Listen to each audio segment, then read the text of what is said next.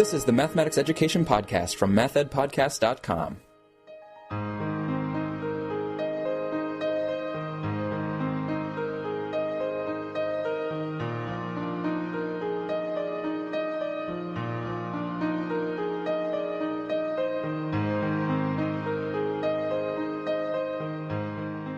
Welcome to the Math Ed Podcast. My name is Sam Otten from the University of Missouri, and we're very proud here at Mizzou because our colleague Barbara Rees just received the NCTM Lifetime Achievement Award.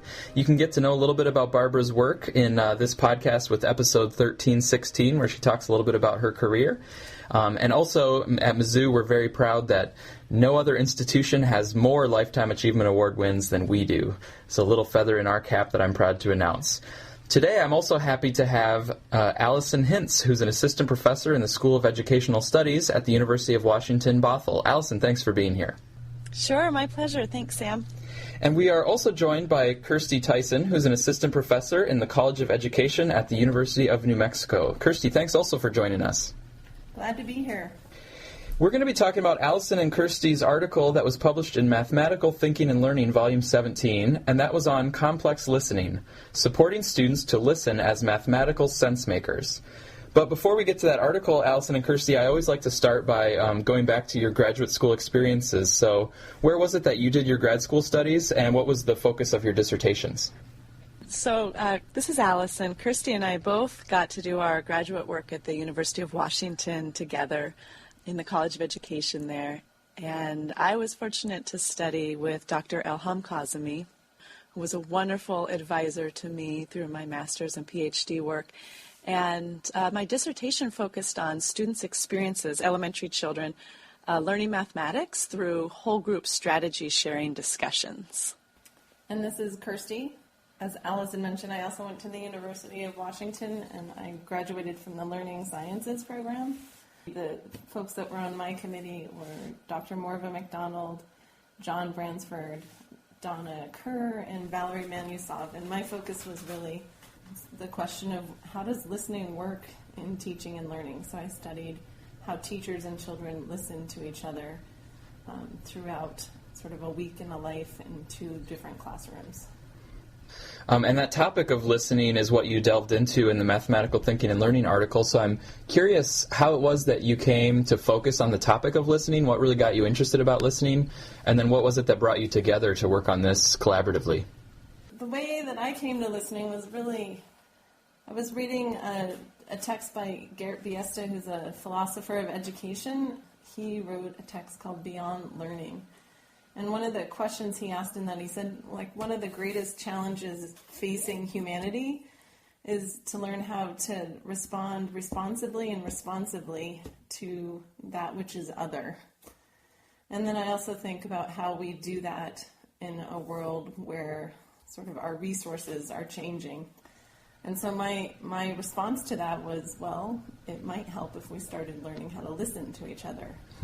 And it was sort of reading that text and having those thoughts that led me down this path of becoming a listening scholar. Just to add on to that, my experience in my dissertation, I started talking with elementary children whose experiences during mathematical discussion seemed quite varied.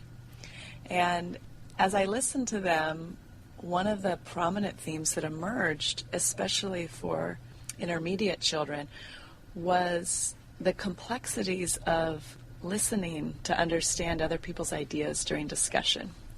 And so it was actually through the dissertation that the theme of listening emerged for me.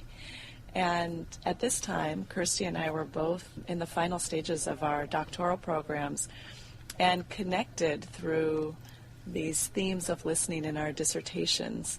And interestingly enough, it was really after graduation and as we both went to different institutions that we ended up pursuing this similar line of interest. And grateful to me, it's kept us together over the years and has emerged into a really interesting line of scholarship that's both important, really important to both of us. And I think one of the things that I've appreciated about the collaboration too is that we came at listening from different perspectives, but our individual research findings not only overlapped, but they helped us to see things in our own research that we weren't seeing. And so I think that's one of the things that helps us to continue our work is we have these different perspectives, but we're both also deeply committed to thinking about the role of listening in mathematics education. Plus, Allison is great to work with. Ditto for Kersti. Yeah, and I think it's really good that you found the passion around this topic, because I do think it's very important for the field, because most students, most of the time, are listening. That's kind of the activity that they're engaged in for their learning. Yeah. We can't have everybody talking all the time, but listening is a challenging area of study because it's so hard to observe the actual process of listening and to study it empirically. So I'm now curious, how did you situate your work in the literature? Because there's a lot more literature in math education that's on the talking or the communicating or the more observable parts of communication where they're actually expressing ideas. So how did you situate the work of listening in that literature? It's a great question.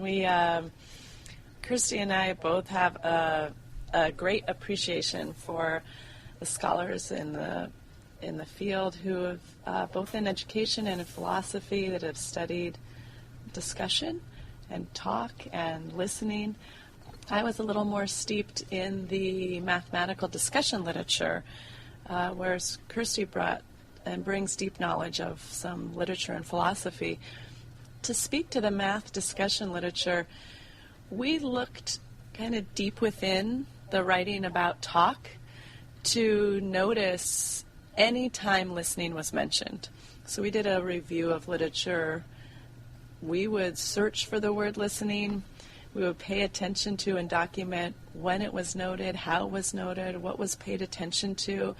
And it was from that review that we could see scholars and teachers were paying close attention to listening and knowing it was important, but that it was an opportunity to have this area filled out much, much more. I think one of the things that we noticed also was that, as you said, Sam, listening is so much a part of the work that happens in classrooms for both children and teachers.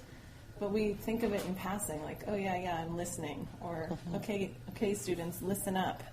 And instead of just sort of passing over when listening is said, Allison and I both developed the habit of pausing to say, well, what does listening mean here? What does this author mean by using the word listening in this spot? There is one sort of wonderful text by Brent Davis called Teaching Mathematics Toward a Sound Alternative. And in that text, he digs deeply into teacher listening and develops a framework that we drew from to help frame our inquiry on listening. So we had those three types of listening that were really useful to you: evaluative listening, interpretive listening, and hermeneutic listening. So can you talk us through, just in a sort of nutshell, those ideas? Sure. What I want to say to start with is that all three types of listening, I think, are likely happening. Evaluative listening is probably the listening that we are used to doing the most, especially in school contexts. And that's the listening where you just listen with the judgment. Do I agree or disagree with what was just said? Is that right or was it wrong? And I think it's some of the initial listening that we just automatically do. Somebody just said something, and what do I think about it? Do I agree with it or disagree with it? Does that affirm my worldview, or does it sort of start to interrupt that? The next level of listening would be interpretive listening that Brent Davis defines. And interpretive listening is really the listening for understanding. It's sort of going past the judgment to what is that person trying to communicate in what he or she just said, and really trying to understand the speaker from the speaker's perspective. And then the third listening is hermeneutic listening, which some other scholars have defined as generative listening. Hermeneutic is sometimes a hard word to wrap your mind around, so generative is sometimes helpful to think about. And that's the way that Davis defines it, is that it's the listening in the interaction that happens where something new comes out of the interaction because of the listening that's happening.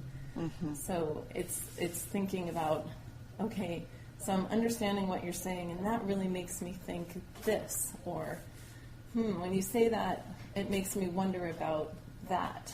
And so, and Davis talks about it as that is where something new and unique is born out of the interaction. Yeah. Sam, you had mentioned that listening can be a challenging aspect of discussion to study because it's somewhat invisible. And so one of the things that we discovered through the study of this particular teacher, Miss Martinez, in the piece that we're talking about today, was that we could study listening in part by how people respond after they listen. And we learned that what we say often reflects how we were listening. So to elaborate Kersti's description of these three types of listening with some examples, for example, in evaluative listening, teachers would often be listening for a particular answer. So let's say in the context of a math classroom, they asked a question like, what's 1/5 plus 1/5? And a child says 2/5. The teacher might respond saying, that's right. Or how many of you got that? And so in that way, when the teacher speaks and affirms that the answer is correct, like Kersti said, or agree with it, we can hear that someone's listening for a particular answer. The right answer, same answer as what we got. And while Kersti and I wonder about the role of evaluative listening, we kind of worry about it a bit. We think that this kind of listening has the potential to shut down sense-making opportunities in mathematics. I think it's an important point. I think one of the things that I found in sort of the larger dissertation study that I did was that when evaluative listening was the only type of listening that was present, as soon as the, okay, your answer's right or your answer's wrong came about, that the learning stopped, the inquiry stopped. And so if evaluative listening is the predominant form of listening in a classroom, it is likely that there isn't a lot of inquiry happening.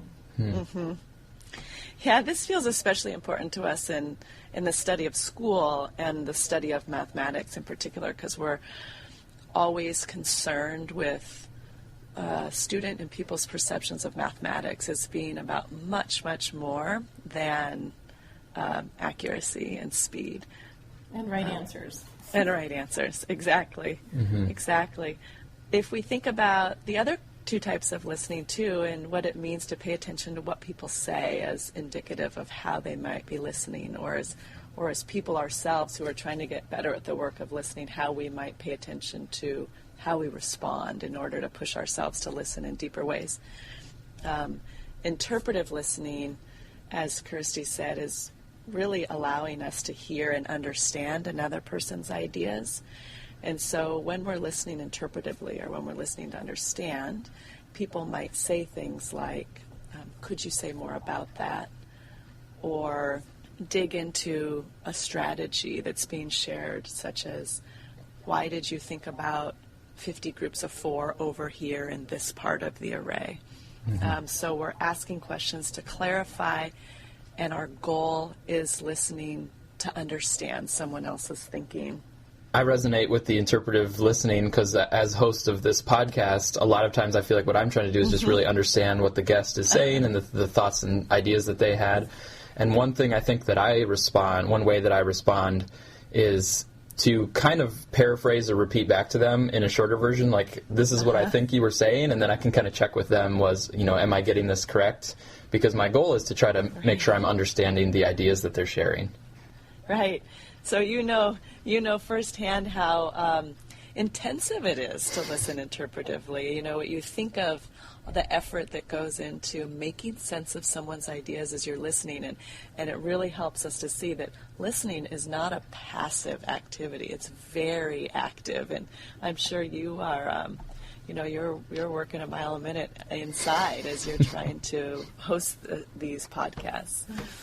And one of the things, too, I think that is important to say about interpretive listening is it is a space where the speaker can really feel heard. Yes. Where his or her thinking is affirmed. Even if it's a misconception, like just for somebody to, as you said, Sam, rephrase what you just said, or to paraphrase it, or just to check for understanding. Did I hear that right? Really, it says, like, I heard you. Right. And that can be very affirming for the speaker, and especially if that speaker is learning a new, like the operations or multiplication, and is starting to put together some initial thoughts about how numbers work together, that can be really affirming. Like, oh, somebody hears me and my ideas are important. Right. That's something that Kersti's really taught me through this process, is the significance of helping people, and especially young mathematicians, feel heard and that their ideas matter, as you just said. Sam, you had mentioned repeating, and that helped me think about a body of work that's really helped us, and that's Suzanne Chapin and her colleagues' studies of classroom discussions and the math talk discussion moves that they offer. We notice, too, the significance in listening to understand and the roles of moves such as repeating or revoicing someone else's idea to make sure you're really understanding it. Just to keep going with that, the third type of listening that Brent Davis helped us think about, and Kersti was talking about, the hermeneutic or generative listening, we came to understand that when someone's listening generatively, in order to move from understanding someone's ideas to co-generating new ideas, they might ask things like, will this idea we're considering always work? Or maybe something like, what does this solution help us understand about division? And so we can hear that those types of questions to extend, and through this hermeneutic listening, together we can generate new thinking. Yeah, and another way that we came to understand the different kinds of listening is that, evaluative interpretive can be sort of reproductive. You're reproducing somebody else's thinking. Whereas hermeneutic, we think of as it's productive. It's new thinking is emerging for the listeners and the speakers, even though that's a very dynamic. You're a listener and then you're a speaker, you're a listener and then you're a speaker, but that is what we thought of as productive. Yeah, I've done some studies looking for dialogic discourse from that kind of perspective, and it's very exciting to see those things happen because they are rare, but they're very cool when they happen, where it's actually like, oh, through the listening and through the discourse, new ideas are coming, you can see it building, and it's exciting as a researcher to get a glimpse on those things. My guests are Allison Hintz from the University of Washington, Bothell, and Kersti Tyson from the University of New Mexico, and we're speaking about their article in Mathematical Thinking and Learning entitled Complex Listening, Supporting Students to Listen as Mathematical Sense Makers. So just so that we can dig into some of the findings from this article, if you could just briefly let us know what the setting of the study was and the data that you collected to analyze to then draw your findings. The data that we drew from for this article came from my dissertation study, which was set in an elementary school in the urban Northwest. I was a fourth grade teacher who'd been teaching for about 5 years when I did her study. Most of the students were from an English language learning background and also from a fairly low SES background. It was a school where there were lots of critical needs. This teacher had spent her career at that school up until that point, and I visited about 25 different classrooms just to sort of get a sense of like, what does listening look like when we're in schools. And I visited this teacher's classroom, and I just happened to come in during a mathematical discussion, and it was just one of those, there's something happening here and I want to know more about what it is. I was just on the edge of my seat the entire time. And even though the teacher didn't describe her pedagogy from a listening perspective, through our work together, we really started to think about how she listened and how that supported her students to listen. And you tackled these two primary research questions of how do the elementary teacher and students listen to each other during a mathematical discussion? And then you had the question, too, about how does the teacher support the students to listen as mathematical sense makers? So can you talk to us what you found with regard to those research questions, maybe starting just with the complex listening and the kinds of listening that you saw? Well, I think one of the first things we did when we sat down with the data, first we looked through a series of mathematical lessons and really thought, came up with one that we thought, well, there's a lot of interesting stuff happening in this one. I don't know how to say that more technically. But it was a lesson segment that intrigued both Allison and I. And what we came to see was a revelatory case where we established that, yes, indeed, there were these 3 types of listening happening in this lesson segment. So first we did just sort of some open coding of what's happening here in terms of listening, and that was really, as Allison said earlier, looking at the responses to when people spoke, and we started just saying, well, what's happening here? And then we decided to draw on Davis's framework of, okay, so there's different kinds of listening here. Does Davis's framework of evaluative, interpretive, and hermeneutic help us to see the different kinds of listening that are happening here? And I think we should say that, I think we were able to establish that, yes, indeed, there is evaluative listening, interpretive, and hermeneutic listening happening in this lesson, but we think that there's probably other kinds of listening happening too. Right. And then also, just as we did sort of the turn-by-turn analysis, saying, okay, at this turn, what kind of listening is happening? At this turn, what kind of listening is happening? We were able to sort of see some patterns. Evaluative listening really happened towards the beginning of the lesson. Interpretive listening happened throughout the lesson. And hermeneutic listening happened more towards the end. The other patterns that really stood out were that both the teacher and the students did all 3 types of listening. It wasn't just the teacher doing that, except I should say that the teacher only sort of responded in an evaluative way once throughout the entire lesson segment, and she spent most of her listening doing interpretive and hermeneutic listening. Mm-hmm. And then just to clarify, I mean, when you're making the claims about the listening, this would be people for whom you had a response or you had some sort of observable way to then infer their listening. And so from those observable ones, you can see these different ranges and types of listening.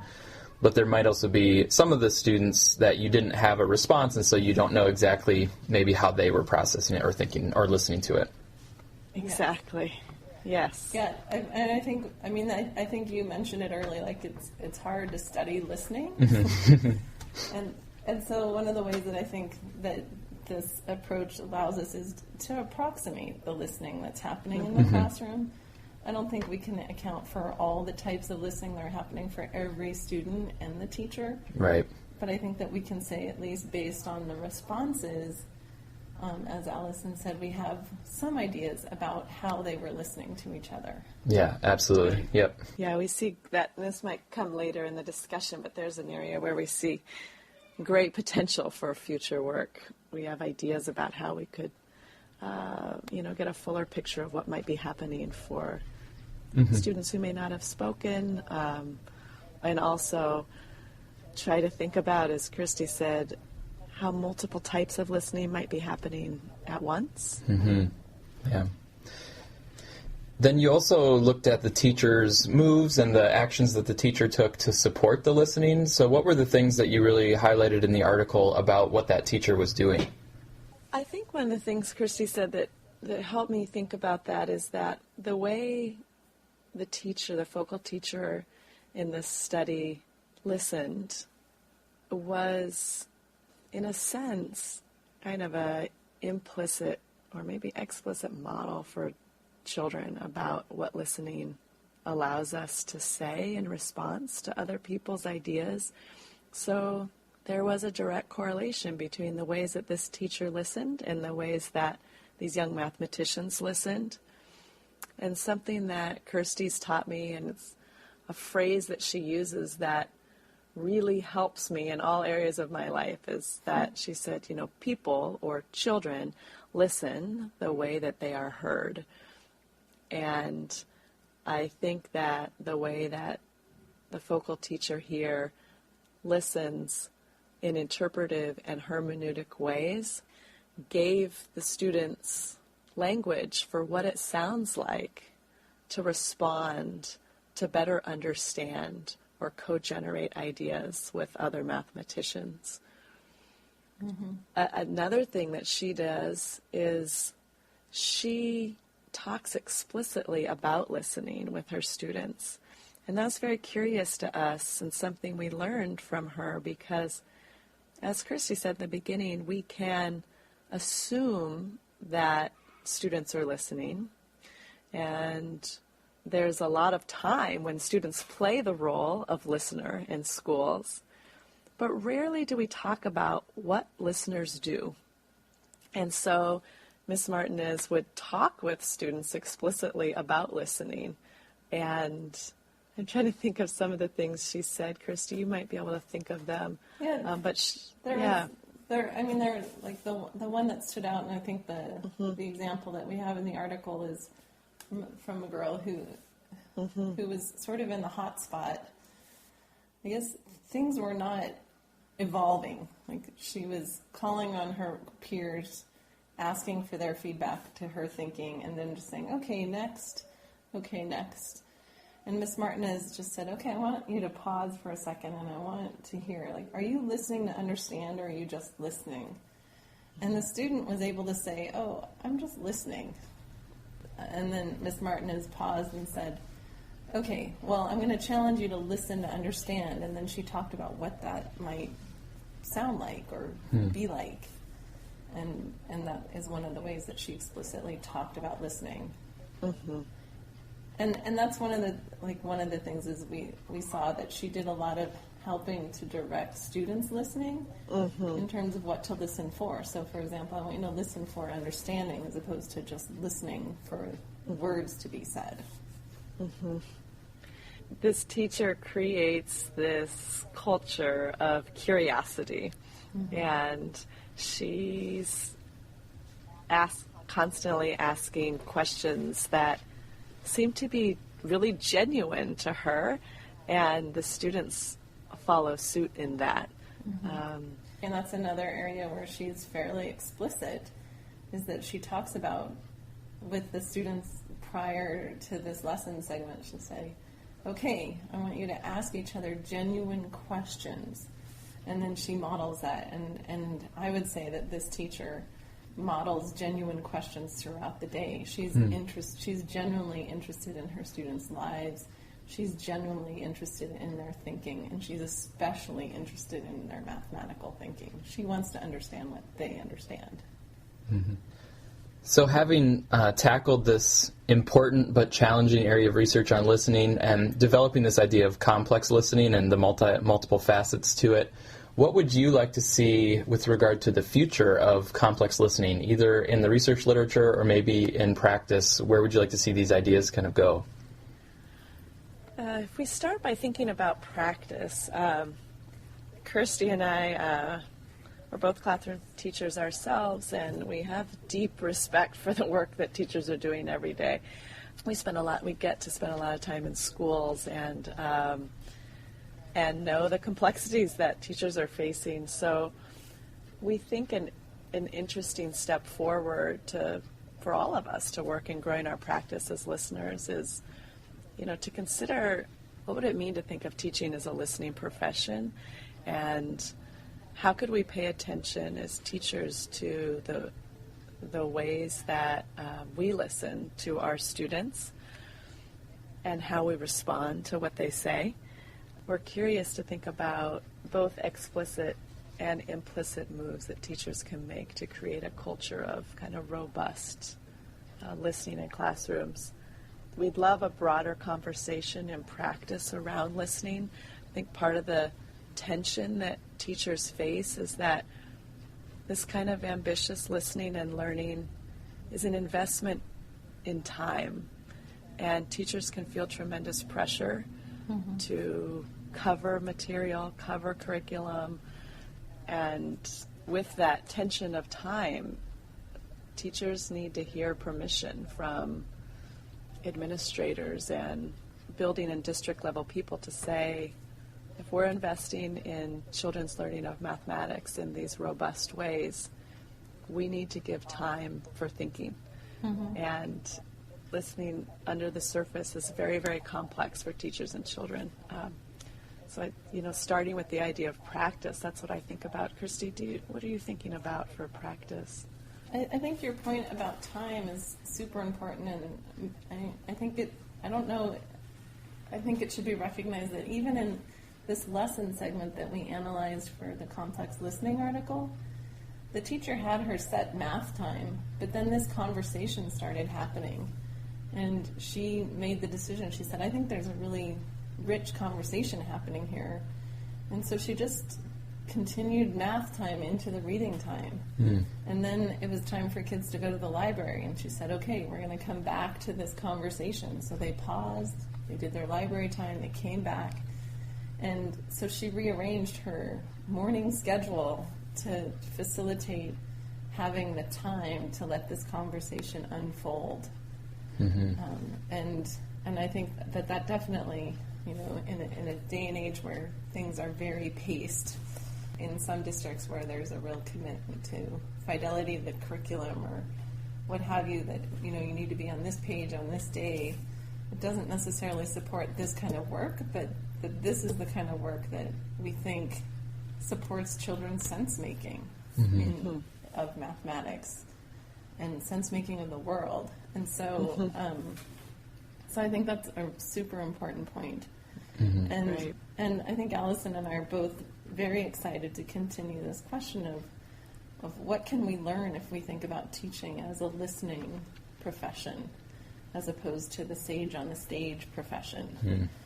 And not to say like it's one or the other, because we recognize that we are always talking and listening, but let's pause and really dig into the listening and what that can help us to understand about learning. Going into ideas and further research, we noticed that this focal discussion happened when there was a moment of struggle. And it was a time when two students weren't really yet understanding one another's strategy for solving the same problem. And we were really curious about the way that the teacher, rather than kind of smoothing over the confusion, took up time to look into this struggle. We're wondering about further studies around the role of listening in supporting students in productive ways through struggle. There's a lot of thinking in math education right now around what is productive struggle, and we think it would be exciting to put listening in the center of what it might mean to support students through moments of struggle. And, more broadly, think about how we frame struggle and differences in ideas, and how carefully paying attention to listening helps us think about mathematics education as kind of a moral endeavor as students participate in a classroom and become citizens who participate in a democracy. And that really resonates with me, because it sort of comes back to my original questions about that led me into listening. Is, if students are really listening to each other in mathematical discussions where they think they're both wrong, and then they end up saying like, oh, I understand your perspective, and that helps me see things in a whole nother way. Does that help students to do that in other contexts in their lives? Like, are they more able to have those tough discussions where you're somebody who comes from a different space or place, or who's somebody you just really disagree with? Does that help you to get to an interpretive and hermeneutic stance? And there's a lot of exciting work in sort of thinking about that the role of difference and diversity is actually a creative hermeneutic one. My guests are Allison Hintz and Kersti Tyson. We've been talking about their article, Complex Listening, Supporting Students to Listen as Mathematical Sense Makers. And it's clear that you're very passionate about that work, but now I want to ask you if, in an alternative life, if you could have been passionate about something else. So if you weren't in mathematics education, what would you see yourself doing instead? Kersti, what would you be doing? You know, you sent us this list, Sam, and that was the one question I was kind of stumped on. Because I feel so very privileged to be able to do this work. I especially feel very privileged to be able to do this work in New Mexico, which is the state that I grew up in, and to really think about how we can support teachers and children to dig into learning and to thrive from that learning, especially in mathematics education. I don't know. I always said that my plan B would be to be a ski bum. But so far, plan B hasn't really emerged. I didn't know that about you. That's great. I share your sentiment around getting to be in this field. It's a really fortunate thing, and I'm constantly inspired by and in awe of the scholars that have paved this path for Kersti and I to be able to do this work, and the teachers and children that we get to learn from every day in our context in Washington State and in New Mexico. I too am a little stumped by this, but I don't know. I think one thing I could maybe see myself doing, I am really passionate about the world of adoption. We adopted both of our children, and I find myself, in moments when I'm not thinking about math ed at other parts of my life, really passionate about sharing beautiful stories about adoptions, and that there's lots of ways to make families. So I could see myself somewhere in that world, too. That's beautiful. I feel like we're a little bit remiss in also mentioning that we have both joined a group of scholars who are interested in listening. We call ourselves the Listening Study Group. Yes. And we meet annually at AERA, the American Education Research Association, and also PES, the Philosophical Education Society. Oh. And we welcome others who are interested in pursuing this line of research to join us in those conversations. We'll be gathering this year in Washington, D.C. at ARA. Our leader is Dr. Andrea.English, and we, like as Kersti said, we'd love people to join us in thinking about these ideas. Mm-hmm. And it's an exciting interdisciplinary group. We come at it from philosophical perspectives as well as empirical perspectives, and try to bring those together in panels and ongoing conversations and ongoing publications. That's great. Thanks so much, Allison and Kersti, for sharing with us today. Thank you. Thank you, Sam. And I also want to give a thank you to Sibylla Beckman for her generous support of the podcast. Thanks, Sibylla.